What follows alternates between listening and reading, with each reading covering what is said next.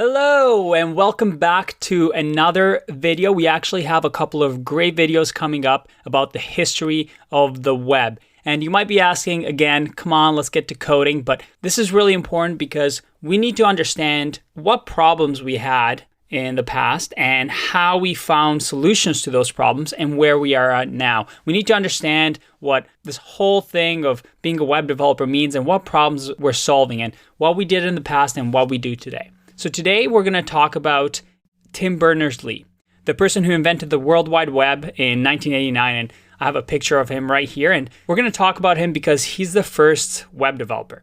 And in order to explain that concept, we need to make a distinction between the internet and the World Wide Web. I have this website that I'll share in the links below. It's really, really good if you kind of want to get a history lesson.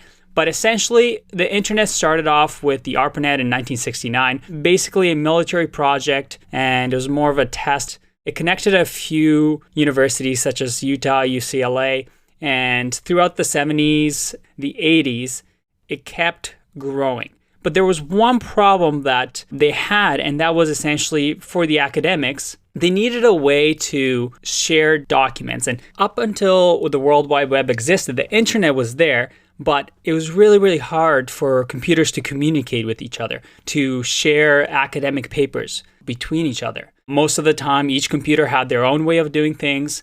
You can think of this as languages. So it's kind of like communicating with people from different countries and a language that you don't know.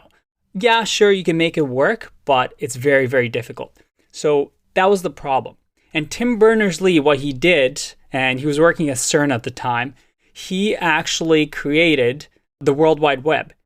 And what the World Wide Web is, it's the www that we see whenever we type in google.com over here, is essentially a common language that computers can speak. With the World Wide Web saying, hey, from now on, everybody, if we want to communicate together, if we want to share images or if you want to share files, let's just have this agreed upon language, agreed upon protocol in order to share these documents together.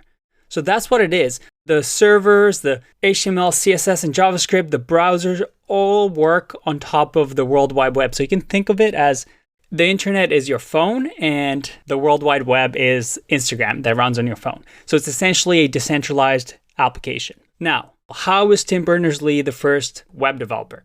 He actually created the first browser and the first server.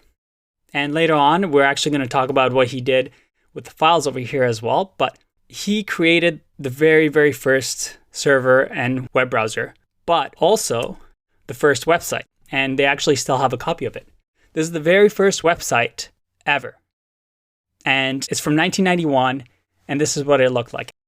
He created this ability for people to communicate and link to other documents so that we have this growing knowledge base of the world.